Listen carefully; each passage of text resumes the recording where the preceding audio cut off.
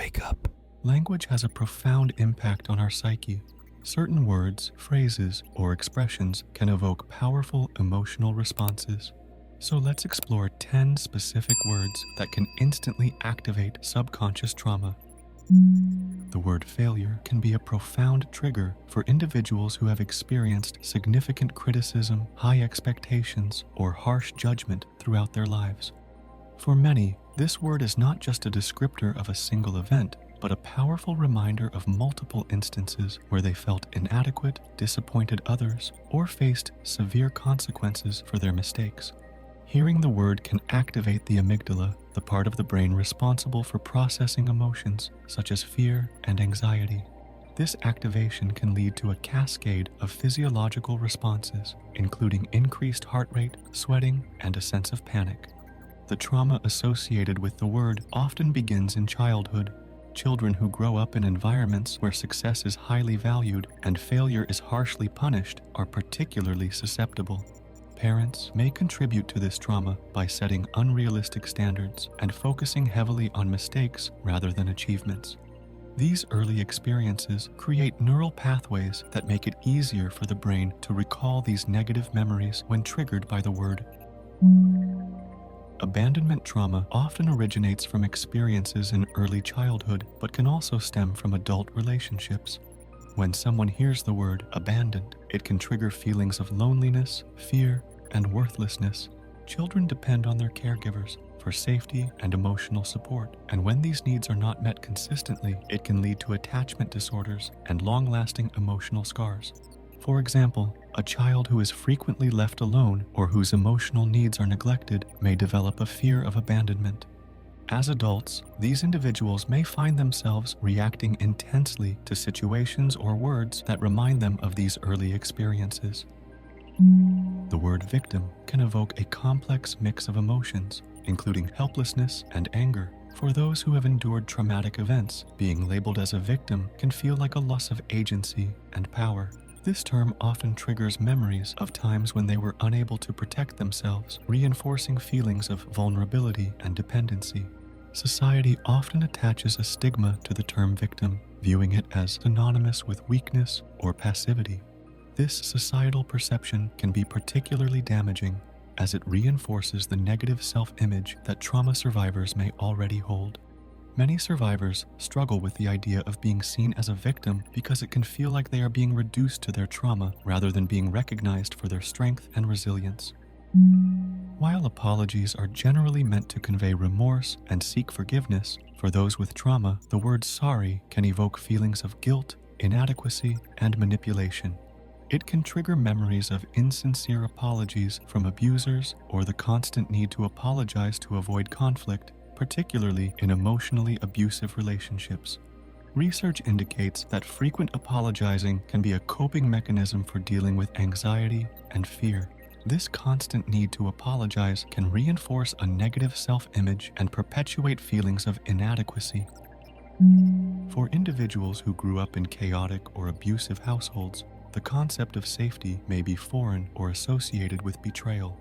Hearing the word can evoke a sense of skepticism, mistrust, and even fear, as it reminds them of the times when assurances of safety were followed by harm or neglect.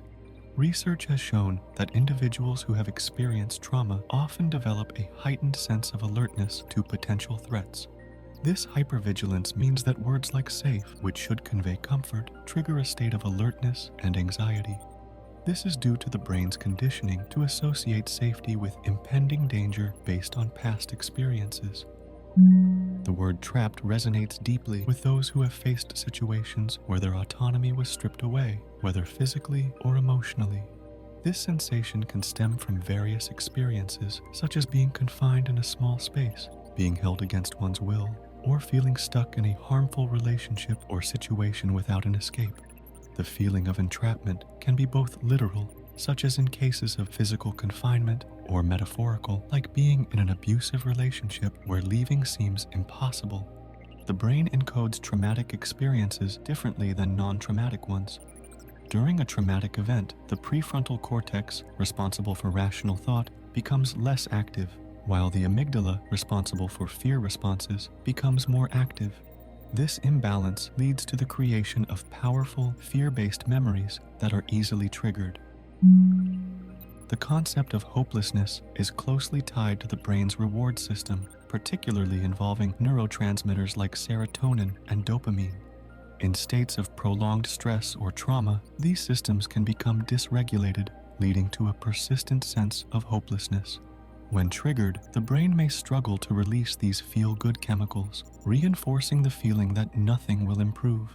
This sense of futility can be deeply distressing, leading to feelings of depression, anxiety, and emotional numbness.